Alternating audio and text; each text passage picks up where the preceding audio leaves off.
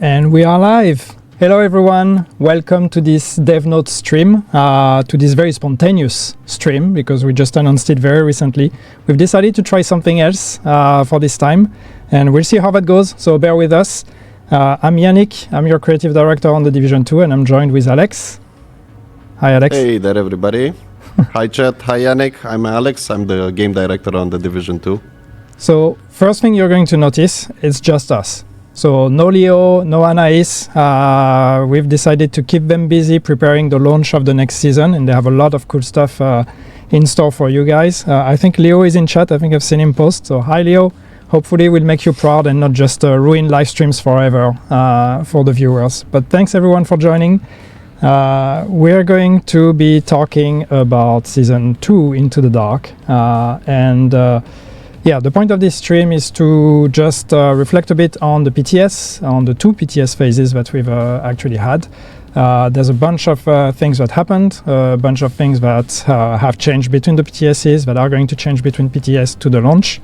We're going to have dev notes that will be published, but we thought this would be a good opportunity to actually talk about it live and maybe take some questions as well. So, no big announcements today, no big reveals, no fancy trailers, just two people in their chairs talking about video games. So if you're here for the big juicy news, I'm sorry. Please stay with us. There may be some stuff that you might be happy about. We'll see, but there will be other streams for that. This is just pulling the curtain a bit and talking about what we've been working on. So yeah, let's see how it goes. Boy, what a PTS this was. That was an interesting one. How are you doing, Alex? Say that again. Are you surviving? Yes, I'm happy. I'm tired. I've been reading a lot of feedback from the community, which has been great, and I'm really excited that we get the chance to do this. This is really new, unscripted, unrehearsed. So I hope this isn't the last Division stream we do at this point in time. We'll see if we still have a job after this. No, but yeah, it's what's been great with this phase. Sorry, I'm disrupted because that's my face in a big screen in front of me. It's okay, you can keep it there. It's been very interesting because I think it's been a very long time we haven't actually been able to do two PTS phases. And unfortunately, lately with our updates, we've had the tendency to do PTS quite late when enough things were ready and when we were prepared to share that with all of you. But of course, that means that by the time the PTS is ready and we give it to you, that gives us a very, very small window in terms of how much can we actually change. So this is something we wanted to change with this update, and this is why we decided to do the first phase of PTS earlier, and then therefore ensuring that we would have time for a second phase of PTS, and still after that have time to make even more changes. And I think that paid off because there were a lot of very interesting discussions, a lot of learnings, a lot of less interesting discussions, but still good that they happen. So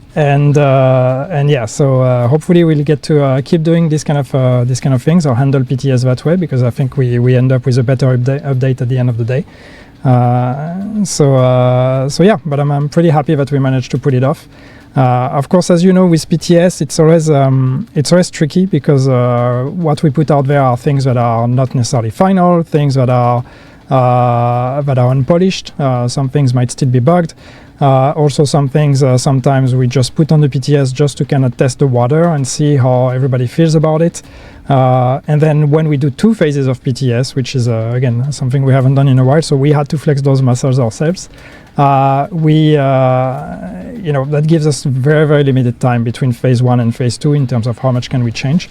So that means that we don't have the luxury of debating forever and trying to find the perfect solutions. We tried A, okay, there's this feedback. Let's try B now. Let's see what happens, and hopefully then we can find the right solutions afterwards. So if some of the changes between PTS phases sometimes feel a bit contradictory or erratic, that's also because sometimes we just we try to go broad strokes and kind of see if the truth lies in the middle. All I'm hearing is blah, blah, blah. I'm sorry, Stratchwell. I'm going to be done with the blah, blah, blah very soon, and then we're going to get to the meat of it, okay? Please hang on. We're almost there. Yeah, so let's actually talk about some of the stuff we've done, or maybe a bit more context as well. Where do you want to start, Alex? I mean, I do want to stress out that the fact that we did 2 PTSs this time, this has been amazing for us to be able to see the community's reaction and adapt way quicker and with way more changes than before. I will stress out that even what you've seen in the second PTS, we already made a bunch of changes that Yannick and I are going to talk about today, but particularly about these 2 PTSs right now in preparation for Season 2, I think they were incredibly important for us as a team because because of the PvP changes, right? We haven't made PvP changes in a long time, and I think last we sat down and counted, it's over 300 gear changes. This is a lot of work, and this is like a new philosophy in general of balance, and being able to test out these changes with the community, with the players that play PvP and enjoy it, or players that haven't enjoyed it in a while, and take that feedback, that's been priceless for us, not to mention the other parts. So yeah, I'm super excited to talk about the changes. And I think, if you'd like, Yannick, maybe we can talk a bit about what we saw on PTS in terms of feedback for prototype and escalation, and go from there. Yeah, let's start with that. I think there was a lot of discussion on escalation in particular, and probably I think one of the biggest point of feedback, was going to say controversy, was on the tokens, of course, and the change we did to tokens and to the token vendor. So do you want to talk a bit about that? Yeah, for sure. Not to put you on the spot, but please, Alex. I mean, I know the numbers by heart, so why not? So yeah, we did a bunch of changes to escalation in terms of reward structure. They weren't in the best of spots. We all know that right now, even right now on live, the leader earns less than the guest in escalation, so that's obviously not okay. And sorry that it took us so long to change. So what we did right now, obviously, we made it so that the leader gains more.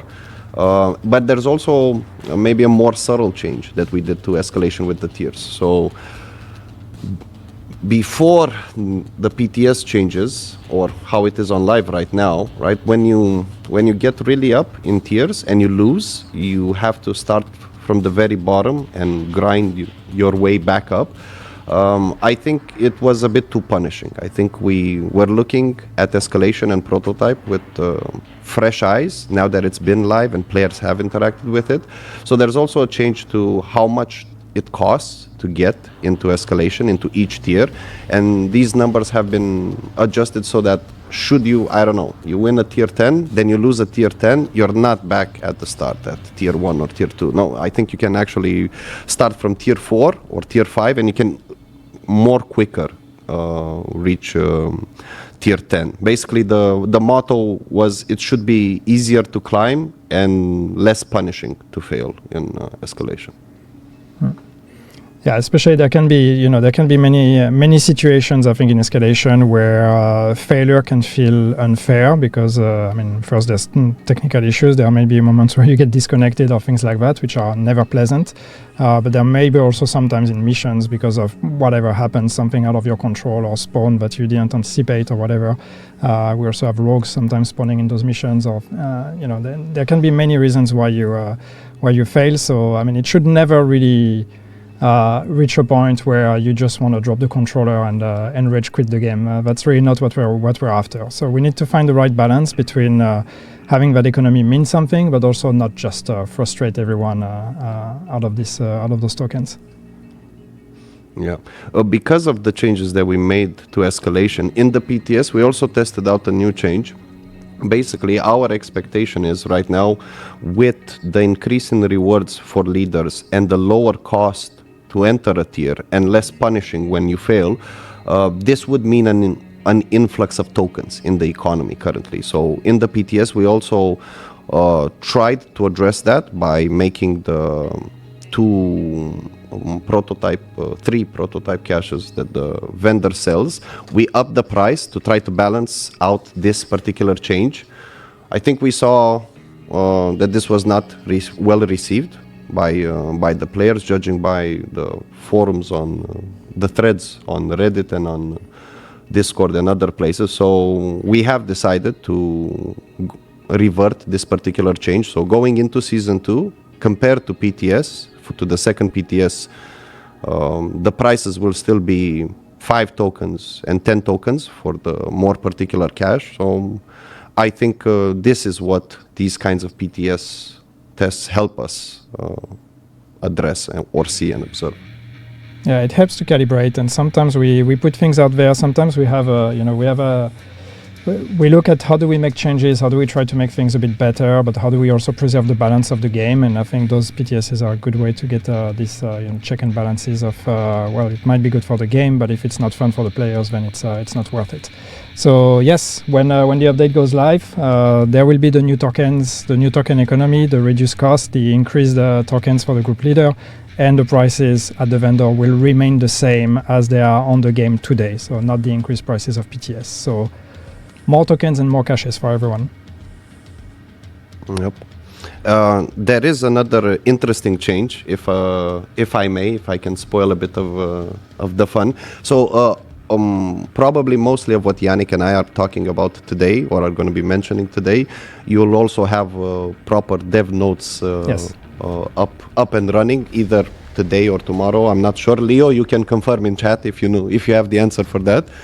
But I think the token economy for now should be in a way better state, and obviously we'll continue to address it should it be the case. But I think the biggest pain point I've seen from players right now is augment rerolling. There's the fact that there's RNG, there is no protection against rerolling the same things over and over again, and sometimes there can be this frustration of I've spent hours getting prototype cores, I got a bunch of them, I rerolled, I still didn't get the augment that I wanted. Now, that's not fun. So I agree, I understand how we got here. So in order to try to address this after seeing the feedback, we are making a change in Season 2 whereby upgrade reroll costs will be capped at 6. Right now, you start, it's a progressive cost increase. It starts at 2, 4, 6, 10, and so on and so forth, up to 25. I think that makes re-rolling for your favorite augment to try out multiple builds, it makes it way too difficult. So to address this, it's going to be 2, 4, and then afterwards, from the third re-roll, it's going to remain at 6. I'm a bit disappointed, Alex, that you don't actually know all the values. You said 2, you said like 2, 4, 6, 10, something, up to 25. I was hoping you would actually know all of them by heart. But it's going to be simpler now, because it's going to be 2, 4, 6, 6, 6, 6, 6, 6, 6. Hopefully at the end of the day, getting the right augment should be much more approachable for everyone. There you have one. 2, 4, 6, 10, 16, 25. Thank you, chat. Close enough. Close enough. Well, now it stops at 6. You're welcome. Yeah, now it stops at 6. Cool. I think the other thing we had. Wait, let me try to see the notes in here to make sure I'm going in the order of the notes. Mutators. Should we talk about that? Like we wanted to try to bring new mutators, and the idea when we did escalations was always that we have those ingredients, we have the increasing difficulty, but then we have the mutators that add a different spice to each of your runs, and the idea was always that on a seasonal basis we would try to reshuffle and to bring fresh mutators. We've tried a bunch on this PTS. It didn't really go as planned in terms of how these were perceived. So once again, good thing we had the PTS to try it out. So yeah, Alex, what are the learnings here? Yeah, so suffice to say, not all of the mutators were as popular. Some of them were really unpopular. So we had I think we had 4 mutators planned for season 4, but maybe because of balance, maybe because of design, they didn't necessarily resonate with our players. So we're gonna make a change for the season 2 launch. We're only gonna bring in 1 mutator, and in order to make room for this mutator, we're gonna swap out 1 mutator from season 1. So we've decided to keep variety pack, and we've also retuned it. So the way that variety pack was presented, it meant that when it's present in your escalation mission, whenever you kill an enemy with a weapon, you would gain a damage decrease debuff, and then by swapping to your second to another weapon, you wouldn't face this debuff, and by killing an enemy with this weapon, you would cleanse the debuff from your first weapon. Basically, this what mutators are supposed to do are supposed to make us change the way that we normally play. This is the design intention, change the way that we normally play. It's so easy to just have a primary gun that you always rely on. You barely ever swap unless you run out of ammo and whatnot. So that's the intention behind variety pack. It wasn't, I think we learned a lot from the players' reaction to it. So the way that it's going to be present in season 2, the debuff won't start after you kill the first enemy. You're going to have a buffer. So I think the debuff starts after the third enemy killed. And I think this will make it less frustrating. After some more testing, it is frustrating to swap your weapon after each enemy killed. So right now, with having to kill 3 enemies before the debuff comes active, it'll work great. And this also applies to assists. You don't necessarily need to kill the enemy with your other weapon. You could just have an assist if you're playing in a team, and that will also count for the debuff. So I think that makes variety pack as being a good in a way better state. And of course, we'll see how the players like it once it goes live. And yeah, we're open to tweaking it some more. What about Anchor? I see people asking about What Anchor. about Anchor? Yeah, so Anchor is the one that we're actually removing from the mutators that were present in season 1, again to make room for variety pack. I think variety pack will start at tier 5, start appearing in your escalations at tier 5, and we also adjusted some of the other mutators that were already present in season 1. So I had 2 main targets for this based on the same type of player feedback. I've heard a lot that build variety or build expression isn't that great in escalation, where predominantly DPS builds shine. So in order to try to address that, we've made a couple of changes. Let me remember the exact name so I don't... So when he says let me remember, he means let me read my notes. Yeah, let me read my notes. It's not numbers. I need to remember words now. So in season 1, we had unyielding, which just made it that from any enemy that had unyielding from a particular threshold, they would be immune to crowd control effects. Obviously, this has an impact on any kind of status build. So we're changing unyielding so that once the enemy reaches the threshold, they will remove all effects from them, but then you can immediately reapply them. So this should stop hindering any kind of status builds. And then for Harvester, I think Harvester had the unintended effect to affect tank builds. Basically, if you brought in a tank build, the enemy would recoup health and armor based on your own maximum armor. So that was a bit too punishing for tank builds themselves. So we're changing Harvester so that if you damage an enemy with either a grenade or a status effect, you will immediately neutralize Harvester completely. Like that enemy can no longer have that modifier. And I think this gives us a better use of our grenades, which maybe we don't use enough, but again also makes status shine a bit more. Yes. Hotfoot is not going away though. I see Hotfoot is not going. I see chat asking about it. Maybe in another rotation we'll see, but it's still gonna be here this season. For now. For now. Okay. What do we have next here? So as you know, we've also decided to bring back the drops from the crates in escalations. That was on PTS already, but if you've missed that, this is happening. So more prototypes as well. And then I'm trying to see. I'm reading my notes to see if we have more on escalations or prototype. I'm sure there's a bunch of more details that are going to be in patch notes as well in the future, but we are trying to focus on the main topics here. Otherwise, I think we can talk about the next big piece of the season and of the PTS, and that is I lost chat. Well, and that is the Dark Zone. So obviously, PvE Dark Zone is wait.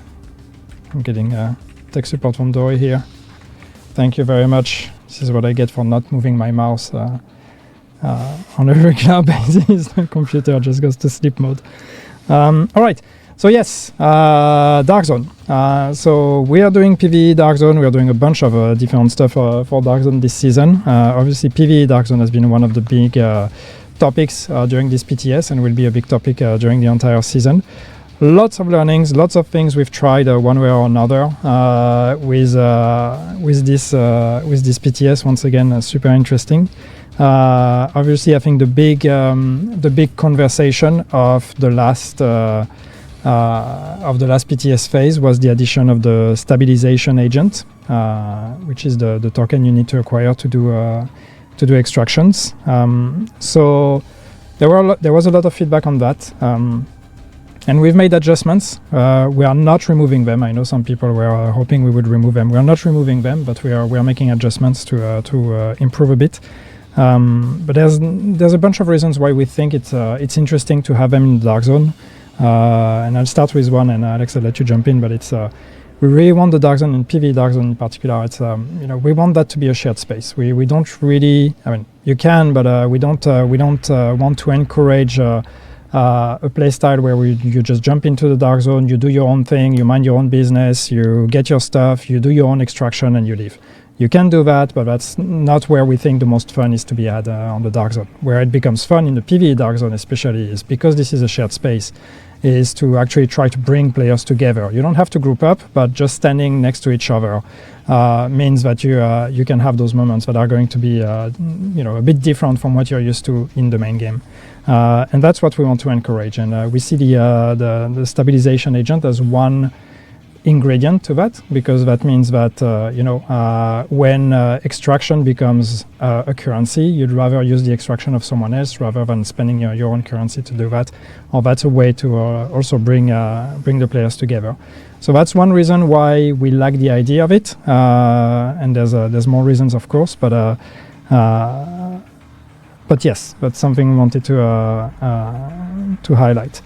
Now, of course, as I said, we've made changes because there was a lot of very fair feedback on the implementation as it was proposed in the PTS.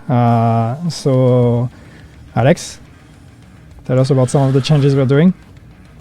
Oh, there are so many numbers. So yeah, we learned a lot of how players experienced and felt about the stabilization agent.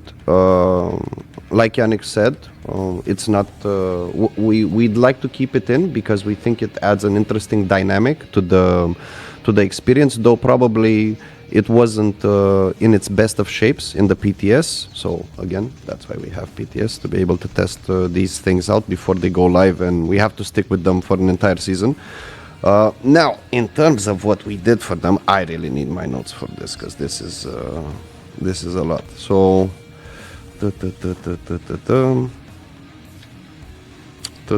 cool. So first change.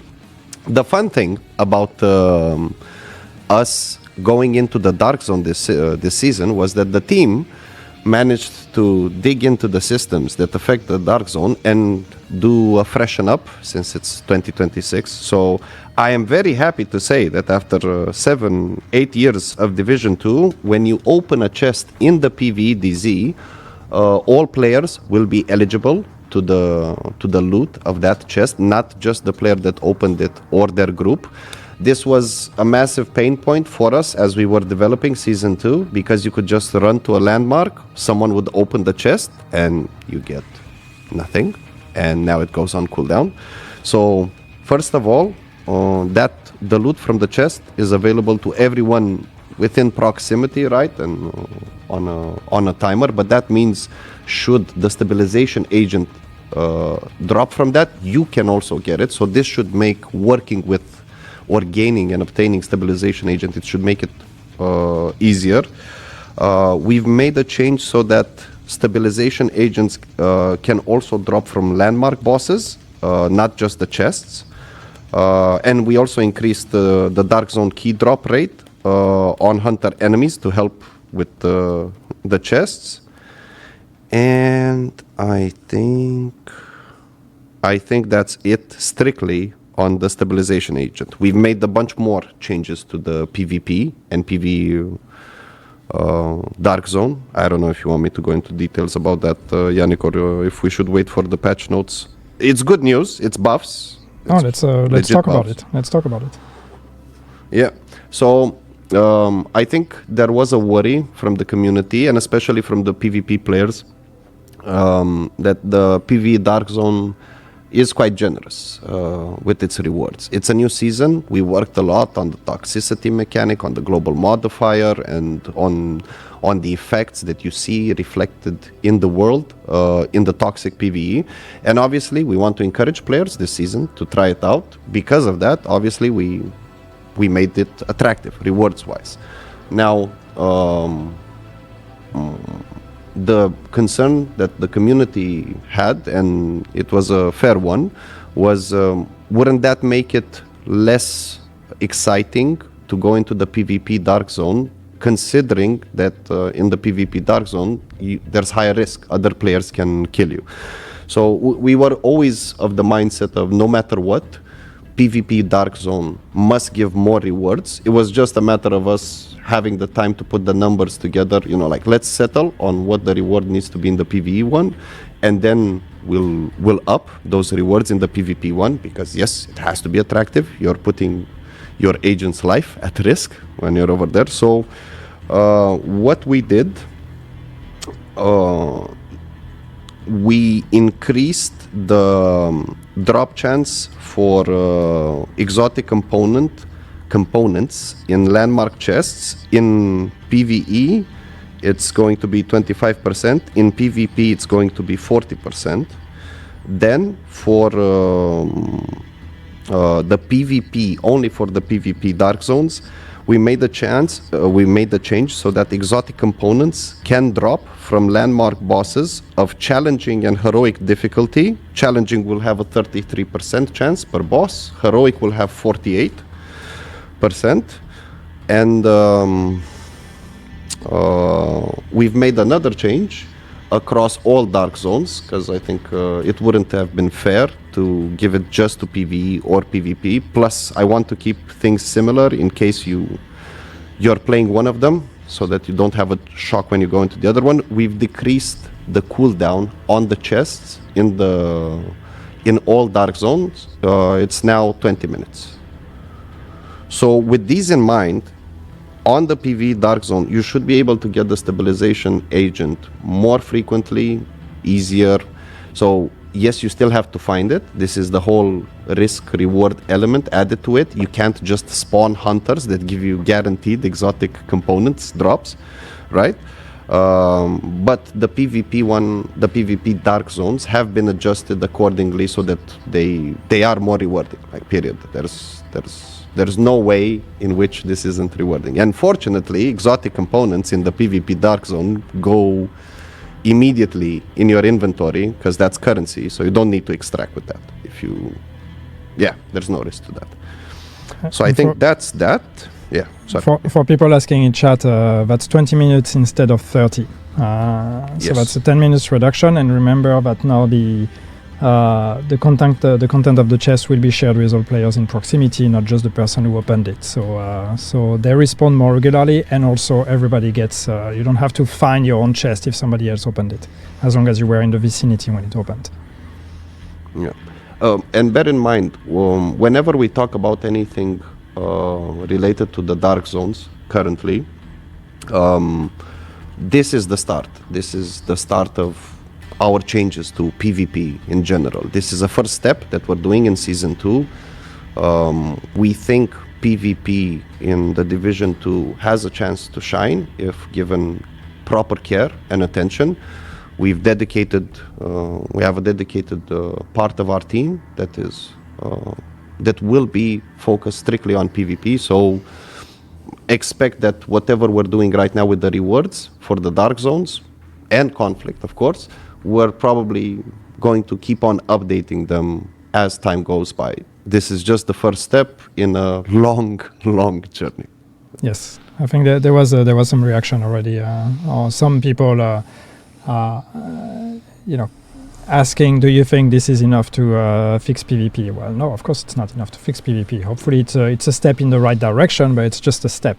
We need to start somewhere if we want to fix PvP. And as much as I would love for us to be able to fix everything in one go, there's a lot of things that need fixing, and also history have proven that if we want to fix something, we need to iterate, we need to get feedback, we need to make changes, make mistakes, learn from them, and try again. So that's why we're going to take for PvP and everything PvP, we're going to take this iterative approach of make regular changes.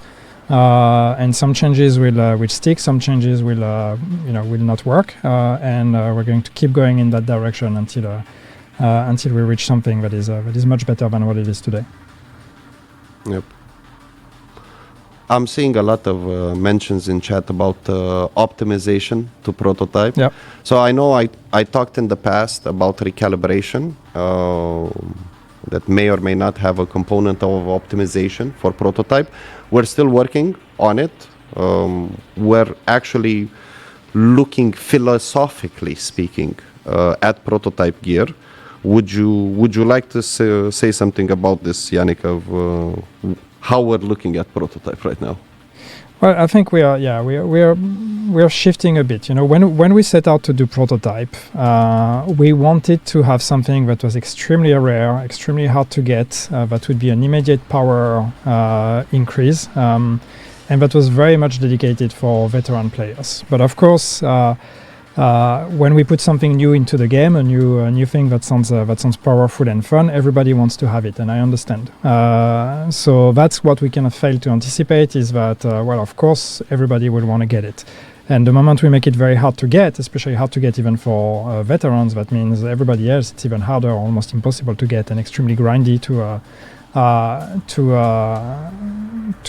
optimize or to get the god rolls that you want. So that's a mind shift that we're embracing. It's like, okay, let's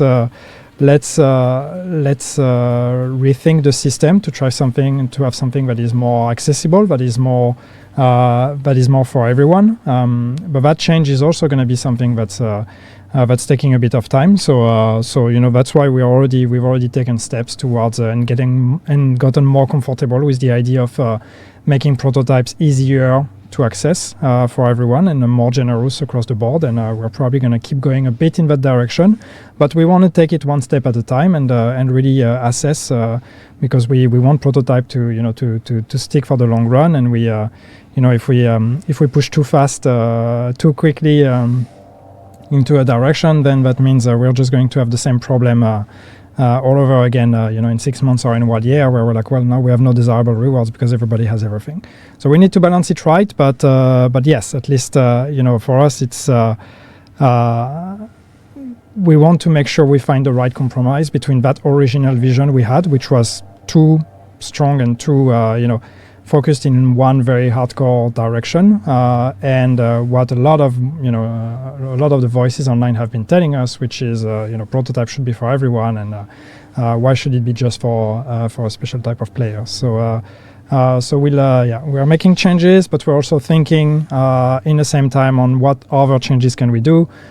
Changes in terms of, yes, recalibration. We've already said we're looking at ways to bring recalibration, but does that mean optimization? Does that mean some deeper changes to how prototypes work? We're kind of exploring, and we'll have more news on that in the future. This is not something for the short term, so don't expect any changes coming soon, but we'll have more news when we have some solutions in mind. I saw someone in chat mention if we can remove mods from the rotation on escalation. So very short answer is no, not because I wouldn't want to.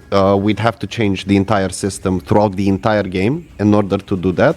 Escalation only takes what's there and reapplies it onto the mission, but we did make a change. I'm not sure if we did it in 1.3 or it's going live in 2.0. It's one of these two, so it's either already in live or it's coming in live. Whenever you have mods in the escalation rotation, you have a chance to drop mods of extremely high quality, like with really, really high rolls. So if you are still missing those kinds of mods, and please bear in mind, whenever we mention all sorts of changes that maybe seems like, whenever we're making changes and people might say, but we already have this, I already have all of the exotics, I already have all of the mods that I want and whatnot.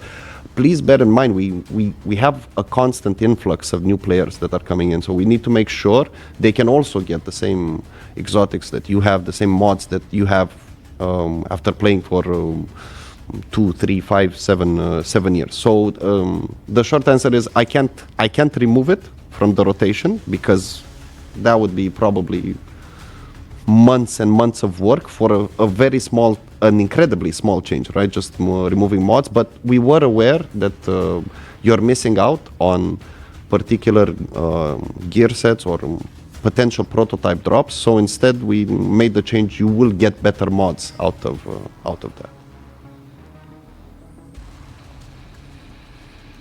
Cool.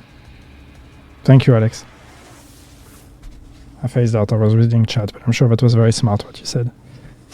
I hope so. Cool. Please. So what else? PvP? Should we talk about? I'm pretty sure we are not going to have a list of all the PvP changes, even that happened between PTS and live. I'm sure there's more, but were there some outliers and some specific things you want to mention? PvP changes is one of the most difficult things to talk about, because Florin, the designer that we put in charge for this, he makes so many changes that I can't keep up with him at this point in time. I'm happy with the changes that are being made, but so looking at my notes, because I can't remember all of this, he changed a bunch of things after PTS, after the second PTS, based on your feedback. Thank you so much for everyone that took the time to go into PvP, Dark Zone or Conflict and play around with the new gear sets. Like, your feedback is priceless, because again, this is the first time we're doing such a massive change to the PvP. And to clarify for anyone in chat that might be wondering, or if you went online and saw that Striker is getting nerfed, Striker is not getting nerfed in PvE, but we've now done an entire rebalance on over 350 pieces of gear on their talents, strictly in PvP. You'll notice in game that you'll have a PvP override, and this is the thing that we've changed. Now, I think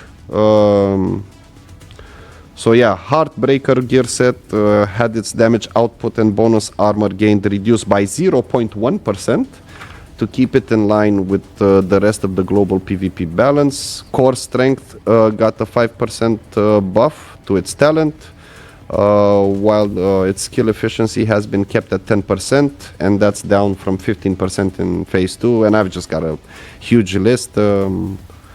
Yeah, Caduceus is 3% right now, so and half of that for your entire team. For anyone wondering what we're doing with Caduceus, I'm not even sure if please, is that the way you pronounce it, Yannick? Is it Caduceus?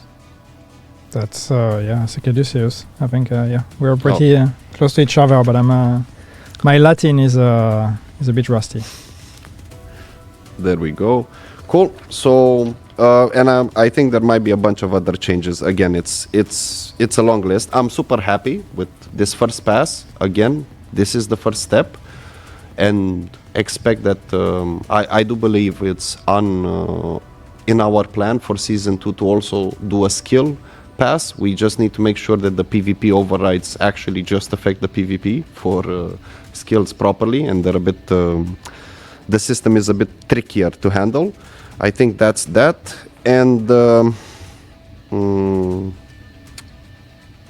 I think we could probably talk a tiny bit about anti-cheat, Yannick.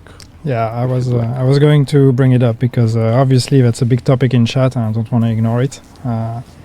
So yeah, and at least I can start. But when will we get the dinosaur skin? We're talking about anti-cheat. We're talking about serious stuff here. Come on, not dino skin. Someday though, maybe.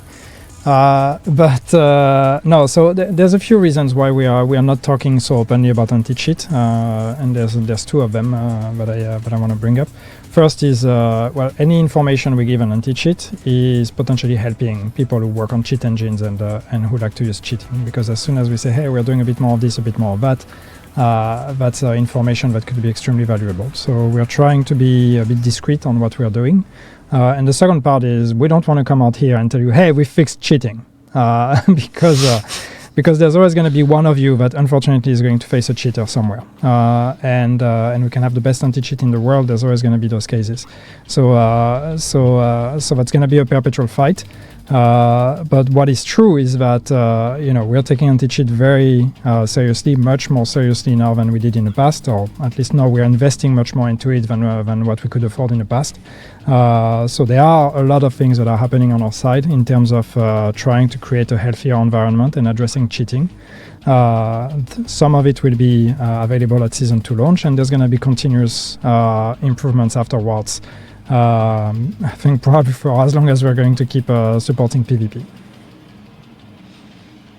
Yeah, I think that's super well said. Yeah, we don't want to give a heads up of we've improved our anti-cheat or our security systems to be better at identifying this and this and this, because that is crucial information for anyone working with cheats or developing those kinds of tools. And yeah, it's a work in progress. What I can say is with this PTS, we tested the newest version of our tools. This means anti-cheat, but also we have something special for lag switchers. And so far, the results are promising. We're aware that we're putting out a season that's focused around the dark zone and PvP. So this is where cheaters could definitely have a big impact. We were aware of this. That's why we worked on our tools. And again, I do think it's going to be better. We'll continue to make them better no matter what. I want PvP in the long run to be as cheater-free as possible. In general, I saw someone in chat mention ban cheaters. Yeah, we do. We ban a lot of people. We just don't brag about the numbers, but we ban them. And we ban them. Please listen closely, chat. We ban them based on your in-game reports. We actually get that list.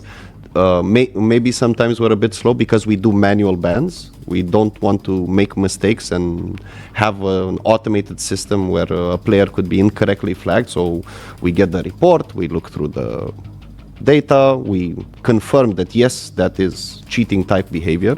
And I mentioned that we're working on lag switching tool, so I expect us to push on that front. And if these two fixes alone are not enough to clear the PvP and even PvE landscape, because I've seen them in escalation tier 10 already, if that's not enough, then we're probably going to do some more things. I don't want to be specific because I don't want to give a heads up, but we have some other solutions that are a bit more drastic that we want to explore to prevent cheaters.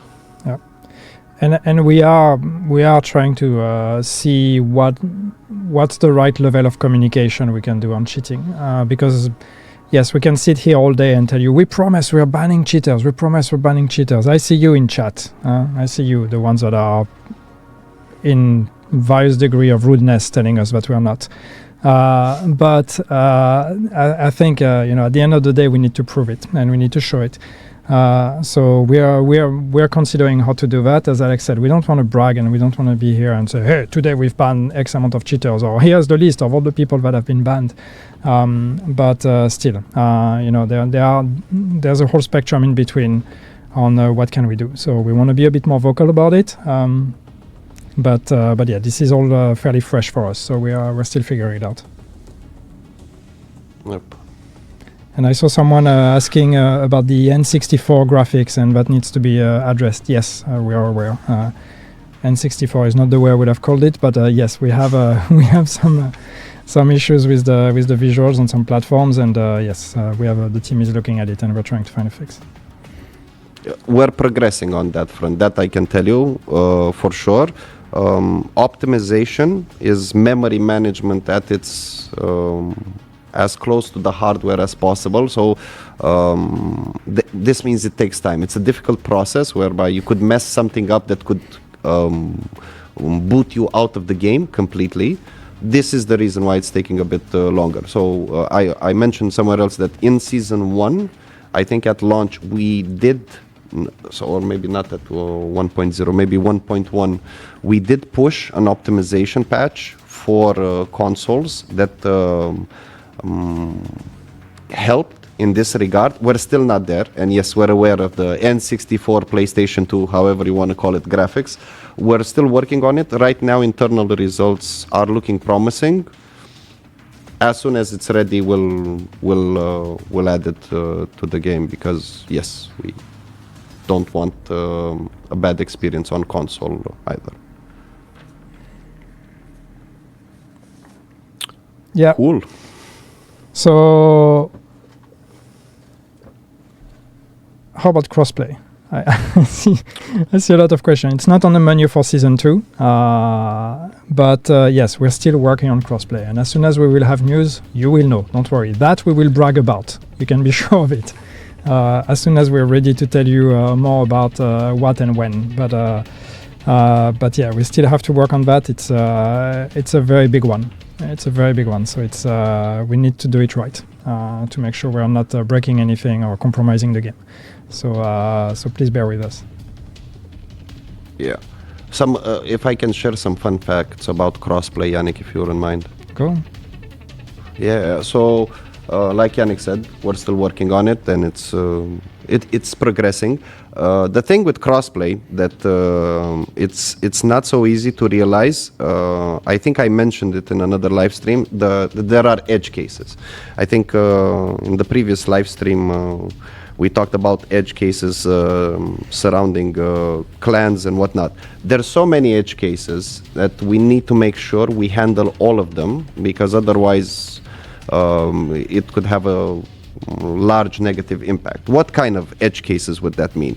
From the likes of what happens to the leaderboards that are in game. Are they shared? Are they exclusive to platform? Can you switch between being exclusive to platform? What does exclusive to platform mean, chat?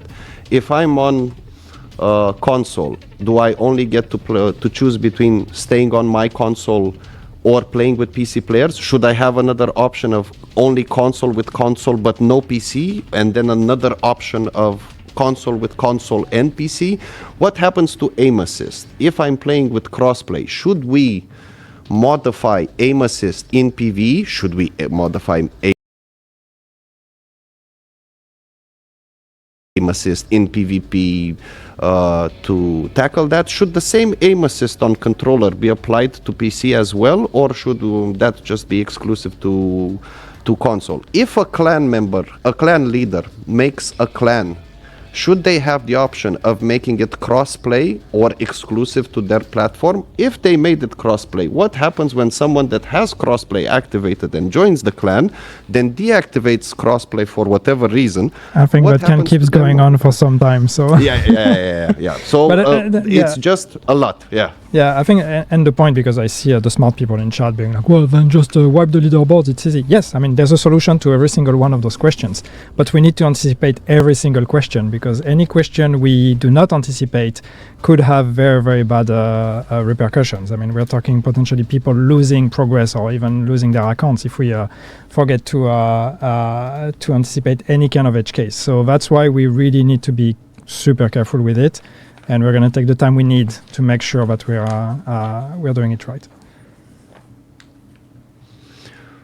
Your version probably was better than my version. Sorry, crossplay is my new nightmare fuel at the office. I feel like if I let you going, this is going to be like a 5-hour stream and you're still not going to be done on edge cases.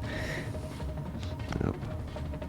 So I think that's actually all that we had to say today.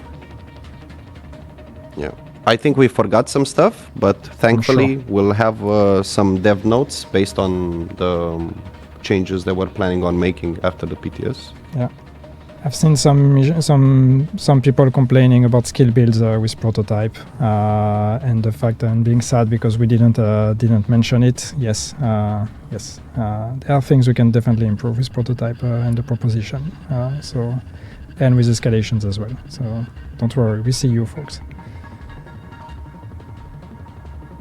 Okay. Are we? Is this it? Is there anything? Is this the end? It's not the end. It's far from the end for the Division 2, but it might be the end for this stream. Thank you, everyone. No, we do not have one last thing and a big surprise for you. This was really just an information stream. Thanks a lot for hanging out with us. Thank you, Alex, for joining and taking the time to walk everybody through all those things. Expect news on Season 2 very soon. I don't know that I'm supposed to tell you when, so unfortunately you'll have to just accept my soon as the next step. Let us know what you thought of that stream and of that format. Hopefully you like it, and hopefully we get to do that more often in the future. It's a bit easier for us to get some of the messages across rather than trying to find ways to communicate things the right way, and it's just spreading messages. I remembered what's going on. I remembered one very important thing, Yannick. So okay, that's fine. I'll just have to start the conclusion all over from the beginning. If you could please repeat all of that all over again, like super quickly, on the topic of disconnects and losing tokens. Do you want to talk about it? No, because I don't know what you're about to say. Because I think this is a big... I think this is a big pain point at the problem, and I think part of why escalation is getting a lot of shade is because of that.